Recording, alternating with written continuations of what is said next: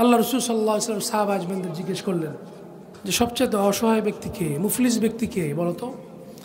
সাহাবা আজমানগণ জানালেন, ইয়া রাসূলুল্লাহ, আমাদের কাছে ওই ব্যক্তি অসহায় যে ব্যক্তির থাকার ঘরও নাই, ব্যবসাও নাই, চাকরিও নাই, কিছুই নাই, ফকির মানুষ, সেই তো অসহায়। আল্লাহর হাবিব রাহমাতুল লিল আলামিন ডাক দিয়ে বলে, ওরে আমার সাহাবীরা রে, তোমরা যাকে অসহায় বলছো সে অসহায় না। সাহাবা আজমাইনগণ ডাক দিয়া বলে, ইয়া রাসূলুল্লাহ, ইয়া হাবিবাল্লাহ, অসহায় কোন ব্যক্তি? নবীজি ডাক দিয়া বলে, কিয়ামতের ময়দানে এমন একজন ব্যক্তির হিসাব করা হবে যেই ব্যক্তিটা কিয়ামতের ময়দানে পাহাড় পরিমাণ নেকি নিয়ে দাঁড়াবে, আল্লাহর আদালতে পাহাড় পরিমাণ নেকি নিয়ে দাঁড়াবে, কিন্তু তার কাছে পানাদাররা আসবে। কারো কাঁঠাল চুরি করেছে, কারো মুরগি চুরি করেছে, কাউকে ঠকিয়েছে, অন্যায়ভাবে বাটপারি করেছে, কারো ধন সম্পদ লুণ্ঠন করেছে, কাকে অন্যায়ভাবে আঘাত করেছে, কাউকে কষ্ট দিয়েছে, কাউকে অপমান করেছে, দুনিয়ার মধ্যে মুআমালা ঠিক রাখে নাই, এমন একজন ব্যক্তি পাহাড় পরিমাণ নেক নিয়ে দাঁড়াবে, কিন্তু তার পানাদাররা আসা শুরু করবে।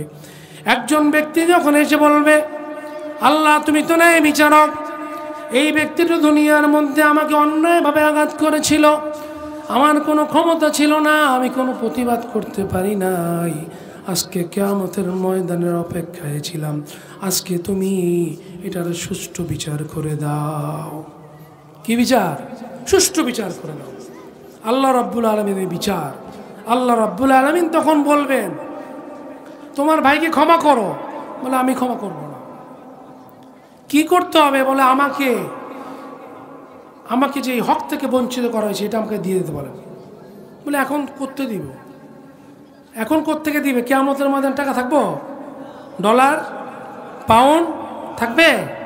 কি বলবো? আল্লাহ আমার পাওনা দেন, পাওনা দিতে বলেন। তো টাকা পয়সা তো নাই, কোত্থেকে দিব? বলে, আল্লাহ আমার তো নেকি নাই, ওর তো নেকি আছে, ওর থেকে আমাকে নেকি দিয়ে দেন। কি দিয়ে দেন? ন্যাকগুলি দিয়ে দেন। আচ্ছা কতটুকু দিবে চিন্তা করে দেখান তো। যতক্ষণ পর্যন্ত সেই ব্যক্তিটা সন্তুষ্ট না হবে, আপনার ক্ষমতা আছে, রাস্তায় একজনে চটকানা দিলেন, সে কিচ্ছু বললো না, বললো তোর বিচার আল্লাহ করবে, এরকম বলে না? বলে কি না? যা দেখুন, এরকম অনেকে বলে না? বলে কি না? কিন্তু সে চিন্তা করলো না যে সে কি করলো। তা সেই ব্যক্তি বলতেছে, আমার কাছে ন্যাক নাই, আমার তো ন্যাক নাই, ওর কাছে ন্যাক আছে, তা কি করতে হবে? বলে, আল্লাহ আমাকে নেকি দাও। আল্লাহ রাব্বুল আলামিনের পক্ষ থেকে ফেরেশতারা নেকি দিবে তাকে। কত কোটি দিবে? যতক্ষণ সে সন্তুষ্ট না হয়। যখন সে নেকি পায় সন্তুষ্ট হবে, বলবে আল্লাহ আমি মাফ করে দিলাম। বলেন না সুবহানাল্লাহ। আরেকজন আসবে, এসে বলবে, আল্লাহ সে আমার সম্পত্তি ভোগ করছে, অন্যায়ভাবে নিছে, এটার বিচার করো। তা আল্লাহ বলবো তাকেও দিয়ে দাও, তাকেও ন্যাক দিবে। ন্যাক যে পার পরিমাণ ছিল, এই ন্যাক শেষ। সে ন্যাক কি শেষ? পানাদার এখনো শেষ হয় নাই।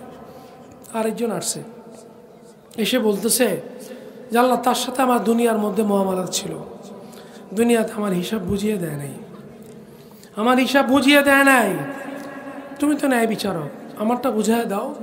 তা আল্লাহ রাব্বুল আলামিনের পক্ষ থেকে জানানো হবে, তোমার ভাইয়ের তো কিছু নাই, ন্যাক যা ছিল শেষ, ন্যাক যা ছিল বাকি আছে শেষ, এখন তাকে মাফ করে দাও। বলে, আল্লাহ আমি তো মাফ করবো না। কেন? আমার পাওনা বুঝিয়ে দিতে বলো, কি লাগবে? নেক তো নাই, দিবে কোত্থেকে? বলে, আল্লাহ ওর ন্যাক নাই, কিন্তু আমার গুনাহ আছে, আমার গুনাহগুলি তার মাথার মধ্যে দিয়ে দাও, আমি গুনাহটা হালকা হয়ে যাক, মিজানের পাল্লাটা আমার এমনি ভারী হয়ে যাবে, আমি তাকে মাফ করে দেব। বলেন সুবহানাল্লাহ। কি দিবে? তার গুনাহ তার মাথায়। কার গুনাহ? পানাদারের গুনাহ। কার মাথায়? ওই যে পাহাড় পরিমাণ নেক নিয়ে উঠছে। কি পরিমাণ নেকি? পাহাড় পরিমাণ নেকি নিয়ে উঠছে। এখন ওই ব্যক্তির গুনার বোঝা সে নিছে, এটা একজন দুইজন নিতে নিতে পাহাড় পরিমাণ গুনাহ নিয়া আল্লাহ রাসূল ইরশাদ করেন, এই ব্যক্তিকে সঙ্গে সঙ্গে তখন জাহান্নামে নিক্ষিপ্ত করা হবে। বলেন নাউজুবিল্লাহ। এই ব্যক্তি সবচেয়ে অসহায়। এই হাদিসটা আমি আর ওদিকে যাব না আলোচনার মধ্যে, আমাদের বুঝে আসছে মোটামুটি। তো দুনিয়ার মধ্যে আমাদের যাদের সাথে বান্দার সাথে সম্পর্কিত বিষয় আছে, এগুলো আমরা আদায় করে দিব, পারবো না ইনশাআল্লাহ?